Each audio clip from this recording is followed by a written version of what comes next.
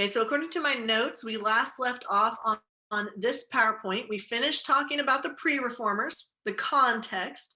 We finished talking about the corruption that led to the Protestant Reformation, with the main one that triggered Martin Luther being the practice of indulgences. That's eventually going to lead to him criticizing the church with his 95 Theses, getting excommunicated, and then forming his own branch of Christianity. Okay, so Martin Luther is going to be the big player in this Protestant Reformation. He's eventually going to create Lutheranism. Okay, now some background information on him. He wasn't always a Catholic monk. Okay, he wasn't always a member of the clergy. He had started out as a lawyer. His parents had paid for him to go to the University of Wittenberg. I know it's spelled with a W, but it's pronounced with a V. Okay, so the University of Wittenberg, the city of Wittenberg was in the Holy Roman Empire, which we today know as Germany, but doesn't become Germany until the 19th century. Okay, so if you were to go back in time around Martin Luther's time and say, hey, I'm in Germany, they'd be like, what's Germany? Okay, it's the Holy Roman Empire.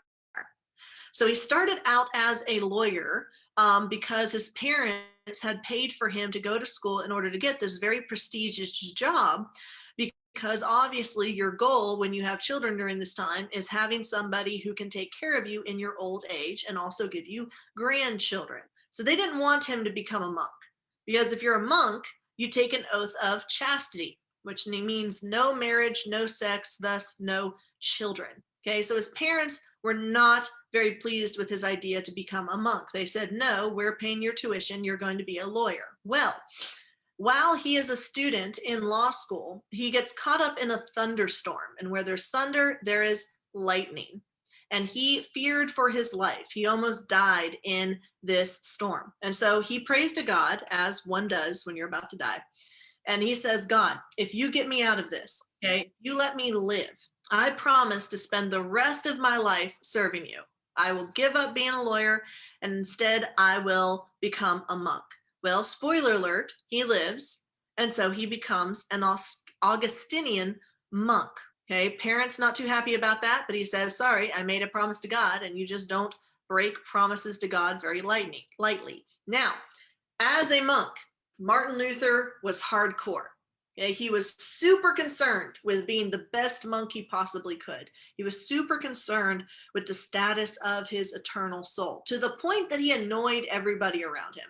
Okay, this dude didn't just go to confession once or twice a week. He went to confession every day, and he would spend hours in the confession booth. Like, not just recounting like the big stuff, like, oh, I stole, or oh, I accidentally cussed when I stubbed my toe. He would like list things that may not have even been sins, but he was so concerned that he was like, that might be a sin, so I'm going to make sure that I confess it just in case it is. Okay, so he got so annoying with how hardcore he went with being a monk that he was actually sent to teach at the University of Wittenberg, to teach religion. Okay, so that the priests and the monks in his monastery wouldn't have to deal with him and his constant confessing. Okay, so he goes off to teach theology, to teach religion at the University of Wittenberg, and that's where his issues with the Catholic Church are going to begin. Now remember, indulgences were the trigger. This was what was the catalyst for the Protestant Reformation. Remember that indulgences were used to pay off your debt of sin. Okay, your goal is to get to heaven and to avoid going to hell, the bad place. But most people can't just get into heaven right when they die. They probably still have some soul or some sin on their soul. So instead, they go to purgatory, where they have to wait until their soul is cleansed from sin and they're clean enough to get to heaven. Well, the Catholic Church decided we need a fundraiser. And we can't sell Girl Scout cookies because they don't exist yet. So we need to sell something else in order to raise money to build the bougiest church of all time, St. Peter's Basilica, St. Peter's Cathedral. Okay, so in order to raise that money, the Pope said, well, I'm the Pope, and this is Pope Leo X. I can do what I want. Whatever I say on earth, that's what goes in heaven. okay, dating all the way back to the first Pope of the Catholic Church, Peter the First, the disciple of Jesus. So he decided, since I have the ability to forgive people's sins, and that's given to me by God, I'm going to monetize it. Okay, I'm going to sell forgiveness of sins. So the Pope authorized a bunch of people to go around Europe raising money, selling these indulgences, these pieces of paper that he had signed saying, I forgive you for XYZ, in order to raise money to build this church. One of those salesmen was Johann Tetzel. Now, like all good salesmen, he had a catchy jingle. He had something that he would say, as he's trying to market these indulgences. He would say, as soon as a coin in the coffer, and the coffer is just the box where they hold money, as soon as a coin in the coffer rings, the soul from purgatory springs. Okay, so really leaning into this selling salvation, which according to Luther was cheapening the whole process, cheapening the sacrifice that was made by God in giving his only son and crucifying him on earth for the forgiveness of the world. And Luther said, you can't find anything in the Bible that says anything about indulgences, that says anything about selling forgiveness. And if you could forgive people for all of their sins, why not just do it out of the goodness of your heart? Why are you trying to make money off of it? Okay, so this is going to be Luther's first criticism of the Catholic Church, the issue with indulgences. But this wasn't his only issue. Okay, he had 95 problems and the church was one. Okay, so he posts this article, the 95 Theses, each of these with an argument about why what the Catholic Church was doing was wrong. Okay, so one, he questions indulgences. And two, more importantly, he questions the power of the Pope to grant indulgences in the first place. So not just saying what you're doing is wrong, but also saying you have no right to sell forgiveness. Now, according to legend, on Halloween Day, he took these complaints and he posted them on the church door of the Wittenberg Church in the city where he was stationed. Now, why would Martin Luther, of all places, post these complaints on the door of a church? Well, he wanted people to read these. And where does everybody go at least twice a week? They go to church. Okay, so if you were missing a cat and you wanted to put up a lost poster, if you wanted lots of people to see it for it to go viral, you would post it on the church door because everybody's going there every Sunday and Wednesday, at least, sometimes more, if they're just going in for confession instead of for a church service or a mass. And so he really wanted to get the word out about what the Catholic Church was doing. Now that's according to legend. It's probably more likely that he just mailed his complaints to the person above him, the bishop, and then told them to mail it to the Pope. All right, so he's addressing the church directly saying, hey, this is a problem, we should fix it. But it's a lot cooler to think, oh, he nailed it to a door with all this, spilling the tea about the Catholic Church. Okay, now why was this such a big deal when other people had already criticized the Catholic Church? Well, when Wycliffe and Huss criticized the Catholic Church, if they wanted to spread their ideas, it would have to be by word of mouth, which people tended not to want to criticize the church because it could land them in hell or they could get them killed, or they would have to distribute pamphlets. Now, before the invention of the printing press, if you wanted to distribute written works, you'd have to make copies of those written works, hand copies, very tedious, very time consuming, very expensive. And if the church wanted to prevent you from spreading those works, all they'd have to do is gather up the copies you made and burn them. And all of that work gone forever. You'd have to start all over. Well, with the invention of the Gutenberg printing press in the 1450s, this changed the game. Y'all, this is a huge part of why the Reformation in 1517 was able to have much more of an impact than the pre-reformers that came before. Okay, this printing press took the idea of the Asian woodblock printing and adapted it. This is a new technology, okay, a change in history. Instead of a woodblock, Johann Gutenberg made movable type, okay, so individual letters along a metal frame. So it lasts longer, it's sturdier, you can use it more often and for a longer period of time. So now instead of having to carve out an entire page of a book into wood and then keep printing it until the wood fell apart, now you could just move the individual letters on that metal block in order to print whatever you wanted or change whatever you had tried to print. So if the church gathers up all of these, hundreds of documents and burns them, well, I mean, you could just fire up the printing press again and keep printing. It's kind of like their version of the internet, y'all. If I post something on the internet, I can reach so many people, okay? Instead of just mailing a letter, right? With mailing a letter, I can reach one person. But if I post something on the internet, I could reach everyone in the world potentially if it goes viral. And even if that post gets taken down, like say Facebook or Twitter takes down my meme, someone could have screenshotted it and continued to spread that information. Okay, so this is a huge factor in the cause of the Reformation and why this Reformation took off, whereas others had failed. So some effects of the printing press for looking at causation. It increased access to books. Books aren't as expensive anymore because they're cheaper and faster to make. Okay, the idea of supply and demand. There is now a bigger supply that can meet the demand, so it costs less money. That means increased literacy. Because remember, education is expensive. It's hard to learn how to read and write if you don't have a book to help guide you. It also helps to spread ideas, like the ideas of the Renaissance, the medical knowledge, the technological knowledge, the scientific knowledge, the maritime trade knowledge that we have, as well as spreading the criticisms of the church. And the church can't clamp down on that information. It's being disseminated too widely because of this new technology. So essentially, the Protestant Reformation is going to go viral because of this technology. So he is directly challenging the church. Now, Martin Luther's intention was not to destroy the church. He wasn't trying to break up with the church and form his own new one.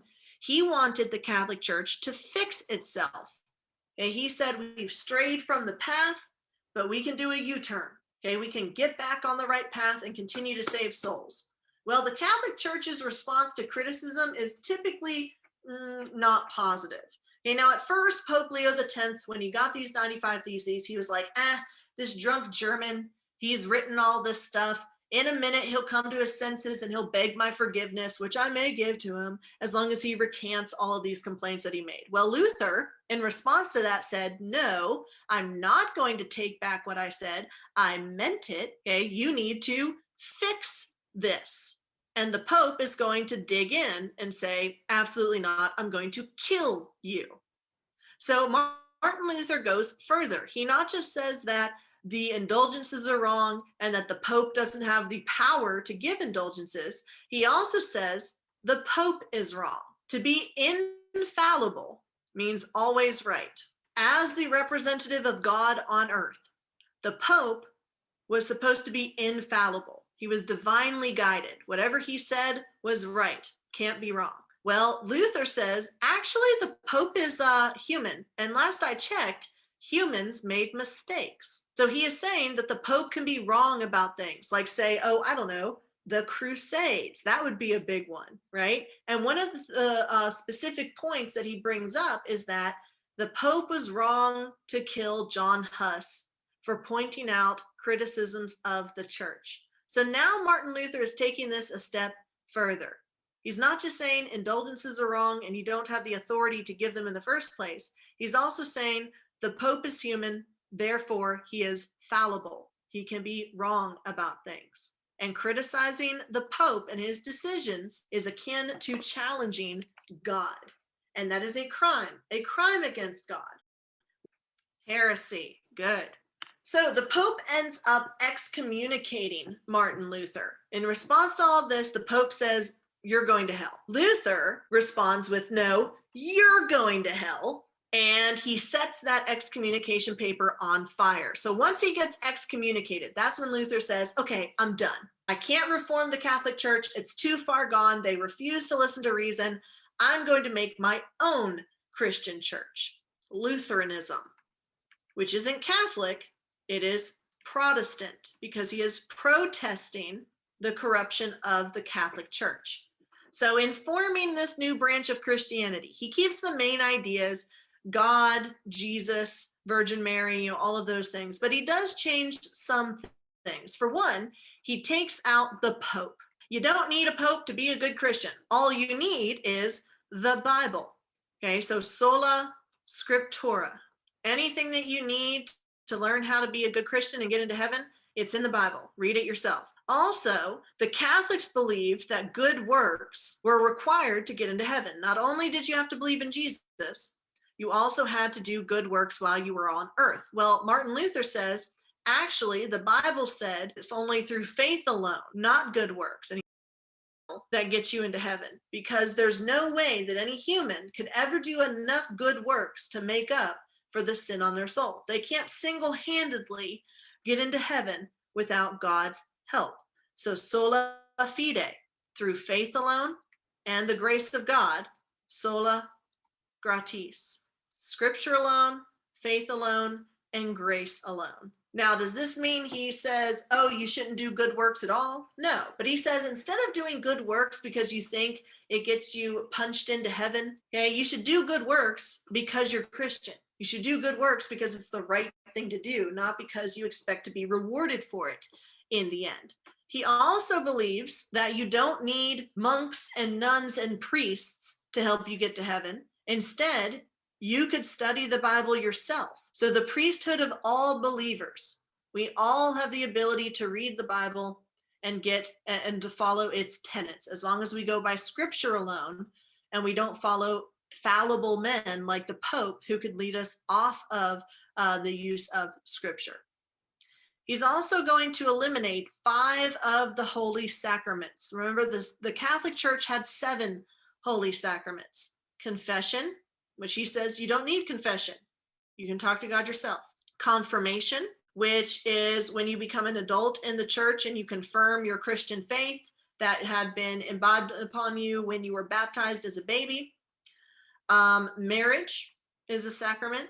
Holy orders, becoming a monk or a nun or a priest or a bishop or a cardinal or a pope.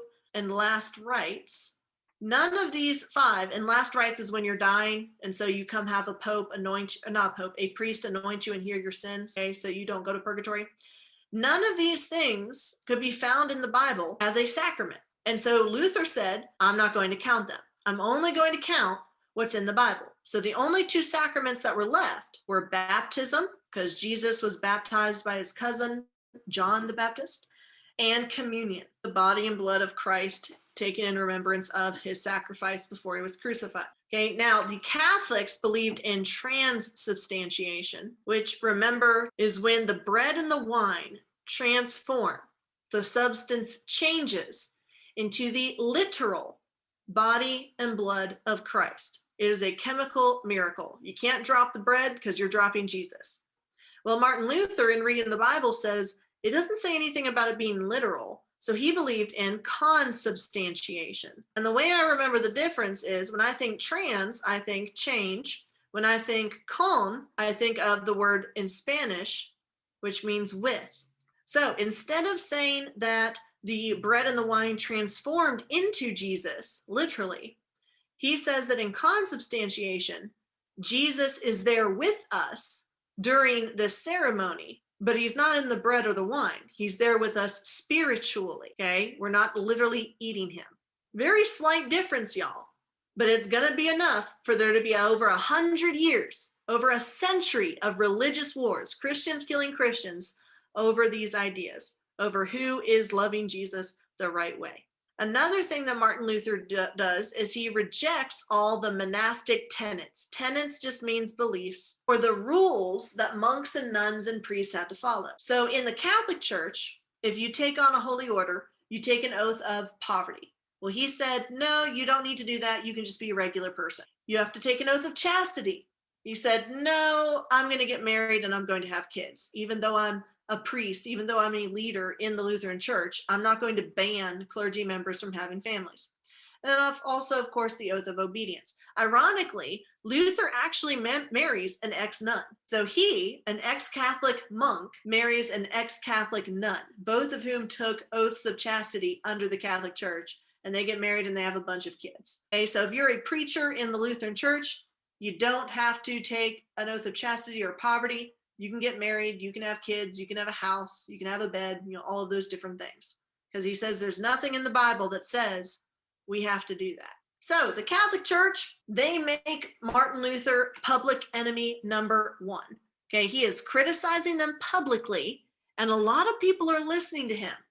That threatens the power of the papacy. They want to lock this down. They want to not only excommunicate him, but also execute him. And so he's going to be tried at the Diet of Worms. Remember that the W is pronounced like a V. Worms is a city in the Holy Roman Empire. A diet refers to a trial or a meeting.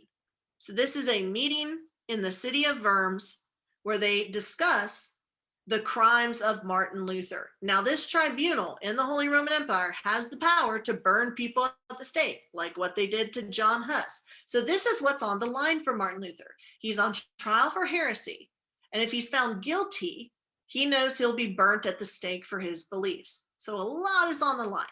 Now, Charles V, he was the Holy Roman Emperor. Okay, he's also known as Charles I. So if you see him referred to as Charles I, that's because he's the King of Spain. But in addition to ruling Spain, oh, and by the way, he's of the Habsburg family, which we're going to be talking a lot about them eventually. Okay, the Habsburg royal family. He's the first Charles to rule Spain, so he's called Charles I. But when he becomes the emperor of the Holy Roman Empire, he is the fifth Charles to rule that. Same person, y'all, different titles. So King of Spain and the King of the Holy Roman Empire at the same time, depending on where he is, he's either called the first or the fifth. Now, Charles V promised a fair trial to Martin Luther. He said, come plead your case, I'll hear you out. You don't have to worry about me killing you before the trial takes place. But after hearing Martin Luther out at the Diet of Worms, Charles V says, look, you're going to get killed. The only way to save your soul, the only way to avoid execution is if you publicly take back what you said about the Catholic Church. If you recant what you said about the Pope and the church and corruption and all that, and you go back to being a good monk. Martin Luther said, I said what I said. Here I stand. I can do no other. So he refuses to take back. He says, no takesy backsies. I stand by what I said. The Catholic Church is wrong. If you're going to kill me, then kill me. I have to follow my conscience. I believe everything that I wrote. And so the Edict of Worms is going to be issued, this command, the edict. And this declares that Martin Luther is guilty of heresy, so he's a heretic, and he's also an enemy of the state. So an order is put out to arrest him on sight so that he can be executed. Now, spoiler alert, he doesn't get executed. He is protected. Nobles in Germany, okay, powerful political leaders kidnap him and keep him safe from the Catholic Church because they see a political opportunity here. The power of the Pope has been declining. Secular leaders like kings and nobles want to increase their power.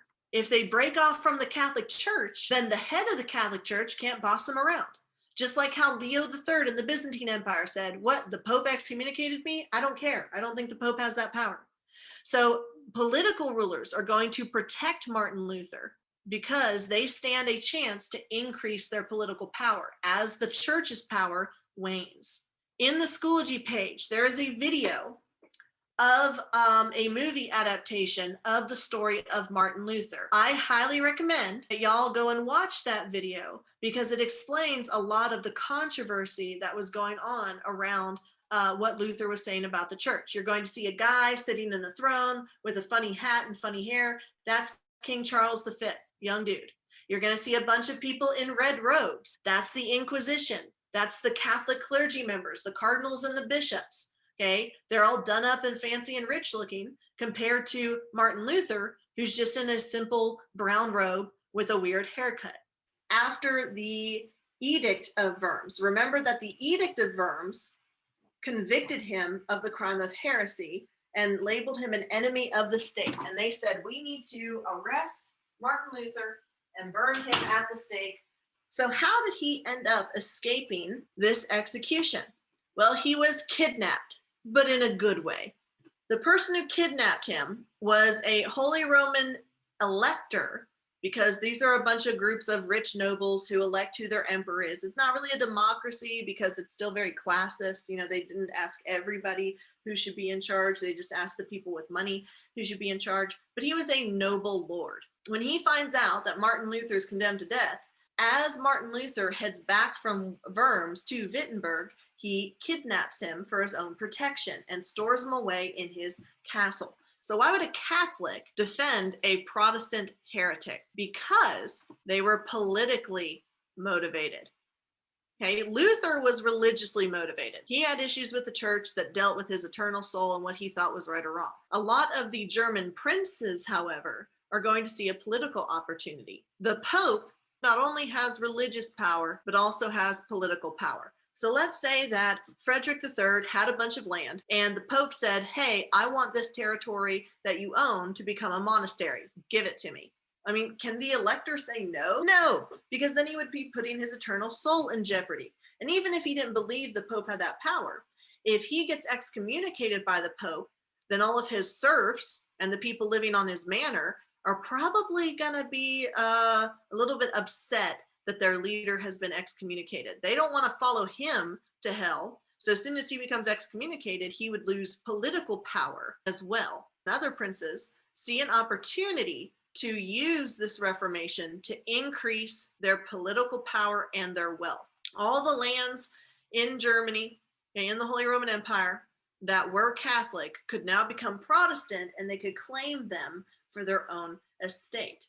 Okay, but prior to seeing this political opportunity, Frederick III was very concerned with getting into heaven. Now, he did have enough money to buy indulgences, but in addition to using indulgences to get off time in purgatory, you could also use holy relics. These are holy symbols of the faith. So like a piece of the cross that Jesus was crucified on, a twig from Moses's burning bush, hay from the bed that Jesus was put in when he was born in the barn. There are a lot of people selling stuff saying like, oh, this is totally from the cross that Jesus was crucified on. This is the nail that went through his foot.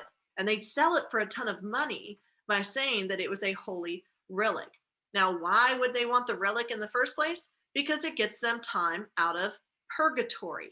In fact, there would be parades where various saints' body parts would be carried through the streets for people to look at them or to pray at them. They'd be displayed in the churches. So they're not only collecting things like, you know, the manger or a burning bush, they're also collecting bodily fluids and actual body pieces, like milk from the Virgin Mary, a thumb from one of the saints. Like over here, we see an arm. Over here, we see a heart of a saint. So relics were a big business, just like indulgences were. So if he earned 2 million years worth of time out of purgatory, why would he risk all of that to protect a heretic? Because political motivation. So when he kidnaps Martin Luther, he keeps him protected for a number of years in his manor. And so what are you going to do if you got a couple of years to burn and you don't have Netflix? Okay, well, Luther said, I'm going to take the entire Catholic Bible, the Vulgate, which is like 70 something books long, and I'm going to translate it into German to make it more accessible. Okay, and now this translation of the Bible is going to spread like wildfire because of the printing press. So the printing press, I can't express just how important this was to the success of the Protestant Reformation. Now, Martin Luther is going viral, and it's going to continue to undermine the authority of the church. They start losing nobles, okay, to Lutheranism, which means they're losing power. Okay, so access to the Bible increases because Martin Luther translates the whole thing, and thus the power of the Catholic Church declines. Now, Wycliffe had also translated parts of the Bible, but not the whole thing. And even though he translated those parts of the Bible, again, he didn't have a printing press to widely distribute them. All right, so what's going to happen is that Europe is going to splinter between the Catholic Church and the Protestant Church. And if you look at this map, because you are going to have to interpret documents on DBQs and SAQs, if you look at this map, you can see the play out of who stays Catholic and who goes Protestant. And a lot of it has to do with geography. Where is the center of the Catholic Church? Where does the Pope live? Italy, specifically in Rome. So what you'll notice is that most of these areas close to Italy stay Catholic. They're in yellow. Most of the areas far away from Italy are going to be Protestant.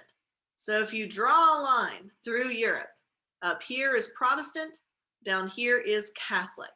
That has to do with geography. Can the Catholic powers exert control over this area? And so the northern half of Europe, particularly the Holy Roman Empire, Norway and Sweden, and even England, are going to become Protestant. Now, England is going to be Anglican, which is a different type of Protestantism, where Henry VIII broke off from the church and started his own Protestant church because he wanted to marry his side chick. He had gotten Anne Boleyn pregnant. He wanted to divorce his first wife. So Henry VIII said, fine, I'm going to make myself the Pope of my own church, and I'm going to grant myself a divorce so I can marry my baby mama. Okay, so that's going to be a whole different type of Protestant religion, and it is going to be politically motivated. Okay, remember that the emergence of Lutheranism through Luther was religiously motivated. Henry VIII is going to be politically motivated. And then as Lutheranism spreads and it becomes more popular, various princes and noble lords are going to say, hey, I see a political opportunity that we can take here to free ourselves from the power of the papacy. Southern Germany, like down here in Munich and around Austria, still going to be Catholic. Why? Look how close it is to Italy. Spain, it's going to be super Catholic, right? And then France is going to be mostly Catholic, but you are going to have Calvinism pop up, particularly with the emergence of the French Calvinists, the Huguenots. But really, Calvinism isn't going to take off too far except in the New World. Okay, it's going to spread through the Puritans and the Pilgrims in the British colonies of North America. But most of the influence in Europe at this time is going to be Protestant versus Catholic, specifically with Lutheranism and Anglicanism. Calvinism is a little bit more of a fringe group that rises in power over time. The issues at the time aren't just restricted to religious corruption. There's also a call for social reform. Okay, so the peasants in Germany see everything that's going on with Lutheranism, and they see this religious reform. They are hearing from Martin Luther that everyone is equal, that there's a priesthood of all believers, and that it doesn't matter if you're rich or poor, God still loves you and you can get into heaven. Well, they're inspired by this religious reform to ask for social reform. Okay, serfs really didn't have a lot of rights. They weren't slaves because they couldn't be bought or sold, but the land they worked and lived on didn't belong to them, and they could be sold with that land. So they issued the 12 articles demanding an end to serfdom and the manorial system. And they believed that Luther would support them because they're inspired by what he's saying in his religious reforms. Hey, this is corrupt, it's unequal, it's unfair to the poor, that the rich can just buy their way into heaven. Okay, by that logic, serfdom is unfair to the poor because they're consistently kept at the bottom of society. Now, did Luther support the peasants in their interpretation of his reform movement? No. Keep in mind, Luther is protected by the nobles. They're keeping him alive. They're keeping him from being burnt at the stake. Can the peasants really protect Luther? No, they don't have power. And so Luther is just like, I don't know them.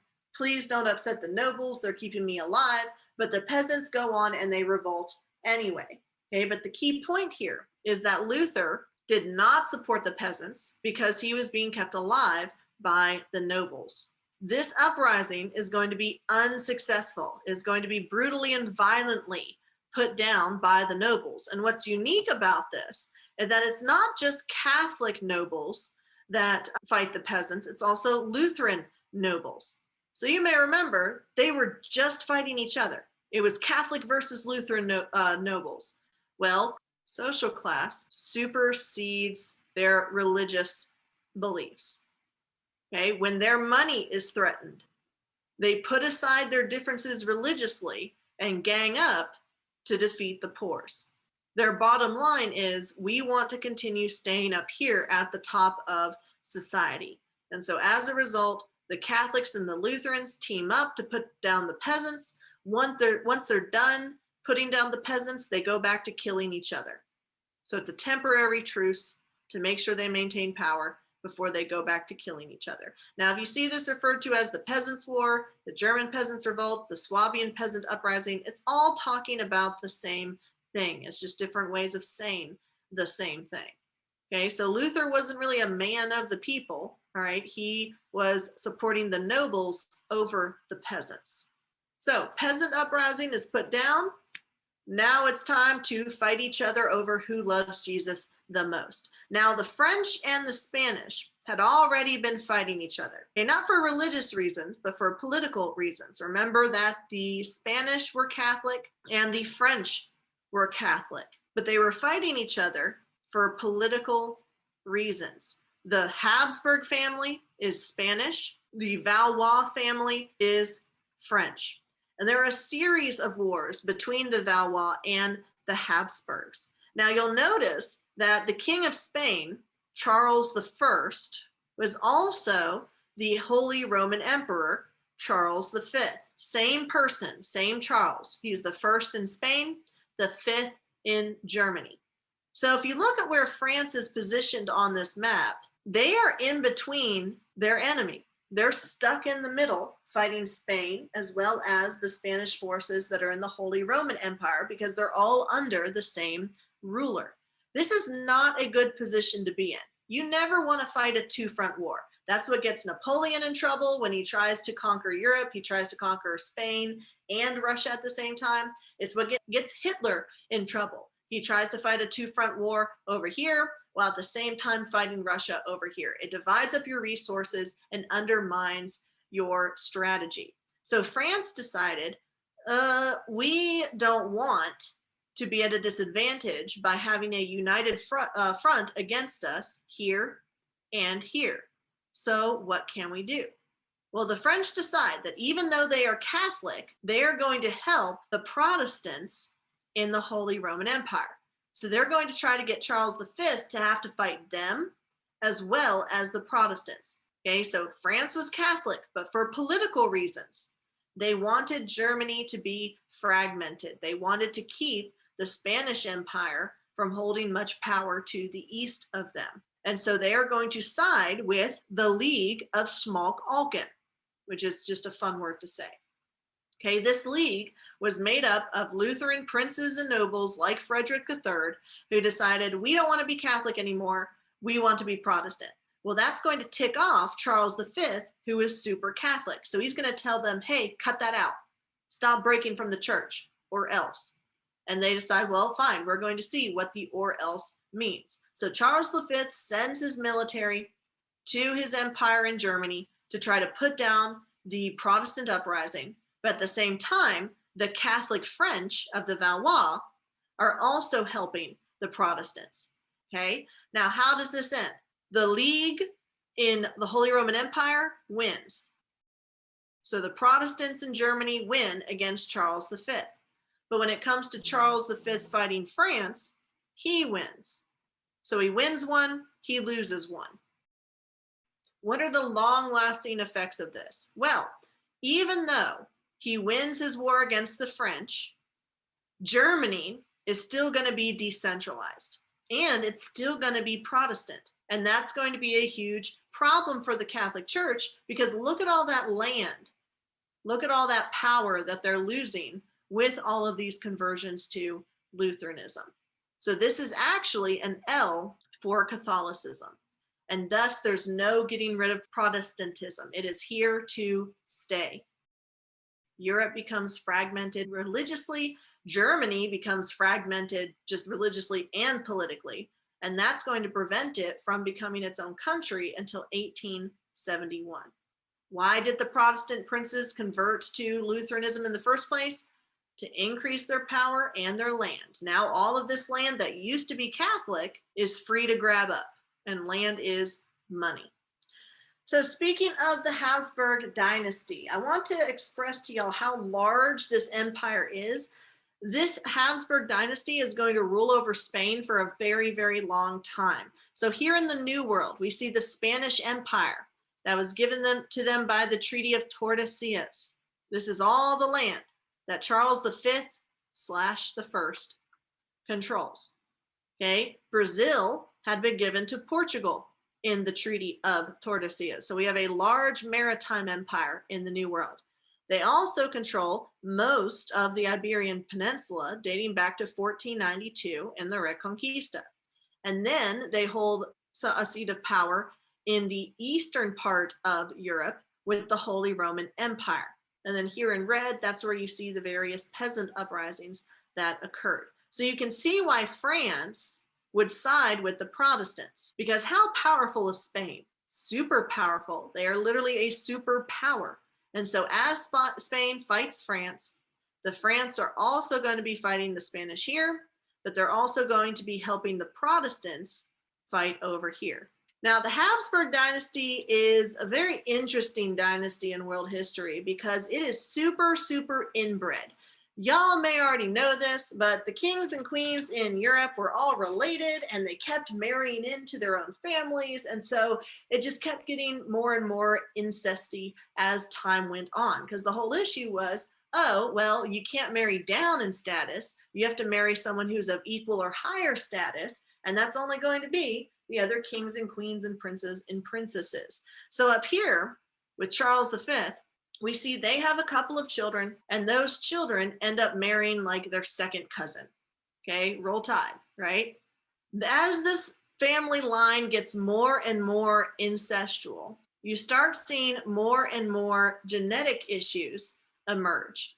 Okay, inherited diseases like hemophilia that really put the line of the Habsburg family in danger. In fact, by the time Philip IV and Marianne of Austria married, they were so closely related, not like they had the same parents, but they were so closely related from all this inbreeding, they were genetically as similar as brother and sister.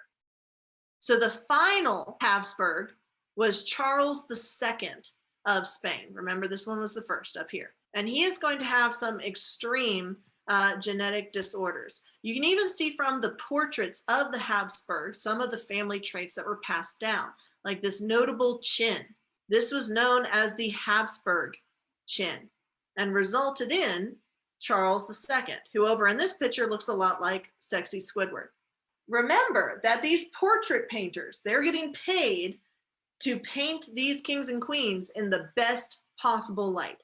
So this is with a filter, y'all. Okay, so this is the best they could have possibly looked. Charles II wasn't expected to live past childhood. Like he was a medical miracle in that he lived as long as he did into his 40s. But with his facial deformity, with that underbite, his tongue was too big for his mouth. And so he's constantly drooling.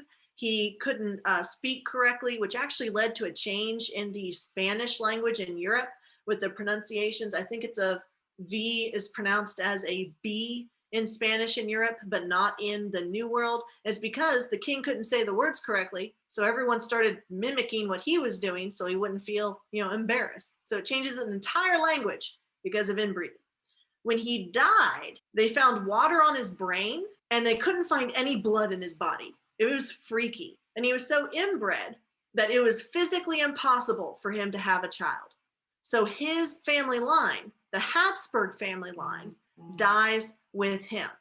Now that we've had all of those religious wars, the League of Schmalkalden and the Holy Roman Empire, we know that Charles I lost that war. As a result of the loss of that Schmalkalden War, he had to sign the Peace of Augsburg. Now, the Peace of Augsburg is going to allow for religious tolerance, but not like a blanket religious tolerance. It's not a matter of, we're going to allow Jewish people and Muslim people and Calvinist people in the Holy Roman Empire. No, they say that you have two options. There's only two faiths on the menu, and they're both Christian. You can either be Lutheran or you can be Catholic. And now this isn't saying that anybody in the Holy Roman Empire gets to decide which one they are. This is only for the people in power. The nobles in the Holy Roman Empire get to choose what faith their manor is going to be. So if you are a Lutheran prince, okay, everybody on your manor has to be Lutheran. If they're Catholic, they need to leave. Okay, this is through Curius Regio, Eius Religio. Who's the region? His religion. So whoever rules that area gets to decide, I'm Lutheran or I'm Catholic. Okay, so what are the long-lasting effects of this Peace of Augsburg? Well, it's going to permanently divide Germany religiously. The north is going to be Protestant, the south is going to be Catholic.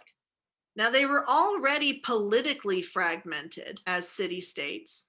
Now you add religious fragmentation on top of that, and that's going to have the long-term effect of delaying unification of Germany until 1871. So it's not until the 19th century that we get what we today consider modern day Germany, okay, because of how divided they are over the issue of religion. So even though this is a peace treaty, it only temporarily sets up religious tolerance. They're going to have yet another war where the Calvinists are going to say, hey, we want to be able to practice as well. But right here in 1555, there's only two options. Speaking of Calvinists, we are going to talk about the beginning of the Calvinist church. Now, if you are a Calvinist in England, you're called Puritans, okay? A English Calvinist is a Puritan, okay? That is why we get a Protestant nation in the modern United States, is because of the migration of the Puritans. They're going to bring Calvinism to the Americas. If you're in France and you're a Calvinist, then you are called a Huguenot, okay? So the only difference between Puritans and Huguenots is that one is in England, the other is in France. But they're both Calvinist, which is a type of Protestantism, okay? So remember, we have Lutherans, we have Calvinists, and we have Anglicans versus the Catholics. So who starts Calvinism? Well, that would be John Calvin. Okay, much like Luther, he names his religion after himself. Much like Luther, he was a lawyer who then became a priest. And much like Luther, he was also influenced by the pre-reformers like Erasmus. Remember that Erasmus wrote that satirical work in praise of folly, making fun of the Catholic Church and its hypocrisy. So he has a lot in common with Martin Luther, except Martin Luther was German and John Calvin French. Okay, now he's going to be kicked out of France because remember, France is Catholic. Even though they'll side with the Protestants when it comes to political measures that benefit them, like when they're fighting against Spain, okay, they're still going to be Catholic. And so he's going to be exiled. He's going to be kicked out of his homeland from France into Switzerland. And that's where he's going to build his following and his new religion, okay, around the 1530s. Luther was successful in breaking from the Catholic Church. That's going to inspire other people to break from the Catholic Church. All right, so what did Calvin believe? Well, he wrote down all of his beliefs in a book called The Institutes of the Christian Religion. Note how since it's typed, it's italicized. If I had handwritten this in an essay, I would have underlined it as the title of a book. Okay, so some of the ideas that Calvin had included predestination. And y'all, this is bolded, so it is important that you know it. You need to know what predestination is. And it's exactly what it sounds like. It's people having a destiny, determining where they go, to heaven or to hell. If you go to heaven, you're a member of the elect. If you are destined to go to hell, then you are a reprobate. Now, God in the Christian religion is all-knowing. He is omniscient. He knows what you're going to do before you even think about doing it. Before you're even born, according to Calvin, he knows where you're going to go when you die, heaven or hell. And is God ever wrong? No, he is not. And so Calvin says that since it's predestined, there's nothing that you can do to change your status of being elect or being reprobate. Therefore, free will does not exist. Okay, Luther's going to have a problem with that, which is why Calvin decides I'm going to form my own separate branch of the Christian Protestant religion. Okay, now obviously you want to be an elect, but how do you know? How do you know if you're going to heaven or hell? And so Calvin said there are certain signs that you could look for to see where you were destined to go. So signs of the elect, signs that you were going to heaven. Do you do a lot of good works? Now, these aren't you doing good works so you can earn your way into heaven, because you can do all the good works in the world, but if you're already destined to go to hell, then it's not going to matter. Okay? But if you do a lot of good works, that is a sign that you're possibly one of the elect. They also had visible saints. Okay, so people who had religious experiences or people who had a lot of money. Now, what does money have to do with going into heaven? Well, Calvin believed that if you worked hard and followed God's word, then God would reward you. And one of those rewards that he could give you would be money. Okay, so why would God give all these blessings? Why would God give all of this money to somebody who's destined to go to hell? Okay, that wouldn't make sense. So because God gave them all this money, then they must be heading to heaven when they die. So they conflate the idea of wealth with holiness. Okay, this is what we're going to see in the Americas when the Puritans come over and start something called the Protestant work ethic. The idea that if you work hard, then God will reward you. If you're rich, you must have worked hard for it, for God to reward you with it. Therefore, you deserve it. Therefore, you're going into heaven. And that's going to start the basis of support for capitalism in the British colonies that eventually become the United States. Protestant work ethic, the importance of hard work, and that if you work hard, God will reward you, usually in the form of money. And so if you have money, you must be going to heaven. You must be a member of the elect and not a reprobate. This is going to lead for the foundation for capitalism in the United States, because the more money you acquire, okay, the better of a person you must be. And the whole idea of capitalism is to gain capital, to gain money, which is why we're going to see the foundation of Protestantism in the United States as opposed to Catholicism, and the foundation of capitalism once the British colonies rebel from the mother country. Another big sign that you're going to heaven was if you had a vision, if you had a conversion experience, like you're in church and all of a sudden God talks to you. Okay, all of these signs make you a member of the elect, which also makes you a voting church member if you're male, a voting adult in the church. And this is an important key point, because as a voting member of the church, your job is to enforce behavior and the law. And under the Calvinist faith, church and state are not going to be separated. They are going to be a theocracy where the church and the government work together. So not only are sins going against God, but sins are also legal crimes.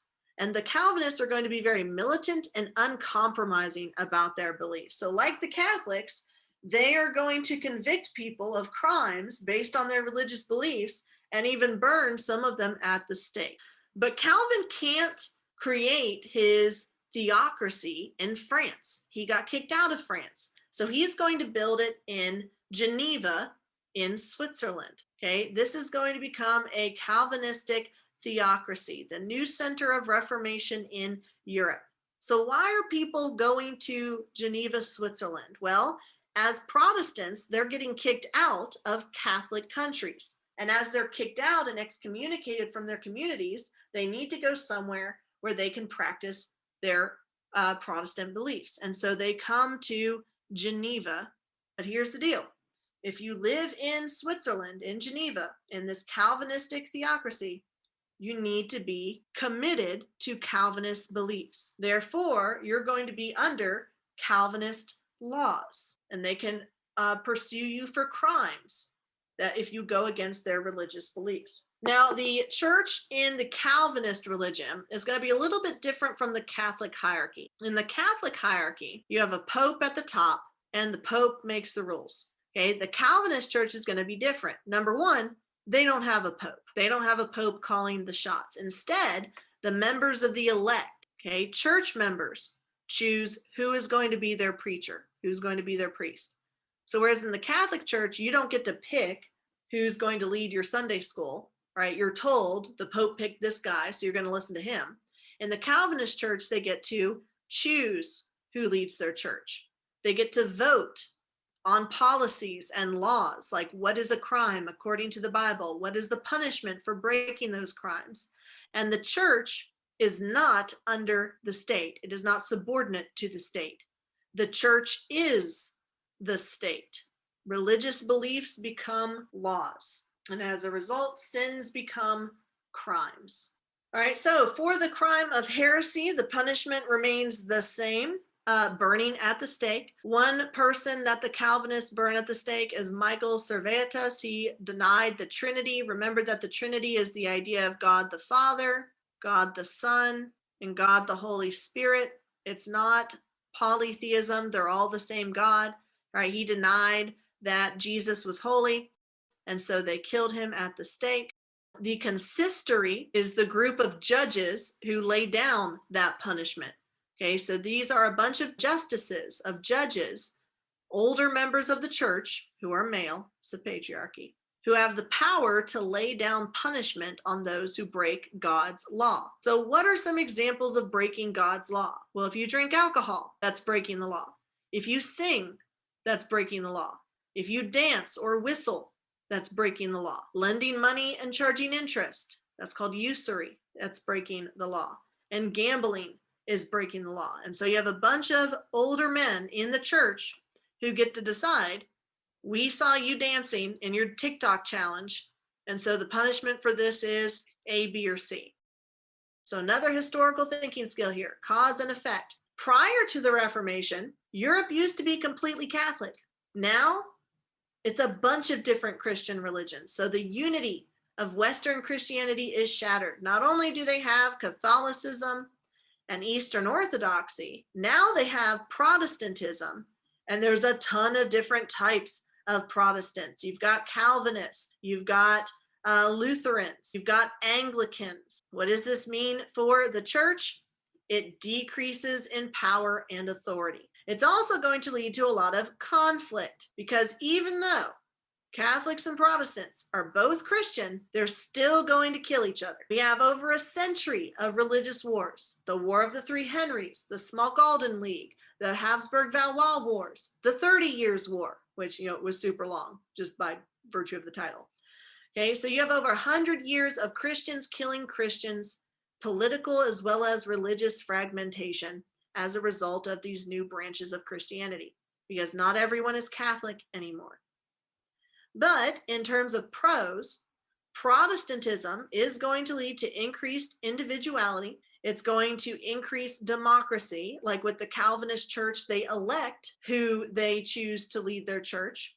The invention of the printing press is going to continue to spread not only ideas of the Renaissance, but also the ideas of the Reformation, and eventually spread the ideas of the scientific revolution and the Enlightenment, which goes a long way towards ending the practice of slavery, especially in the American colonies, and then also the foundation for capitalism in the New World.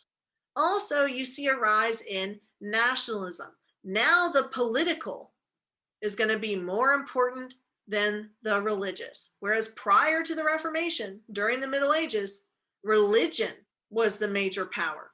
The Pope was the major power. Well, now the power of religion has decreased. People start taking political matters more seriously. They start thinking of themselves as a country, as Frenchmen, rather than Catholics. Okay, just like with the Habsburg-Valois War, the French King Francis I siding with the Protestants because it hurts Spain. You start putting your country above your religion. The political trumps the religious.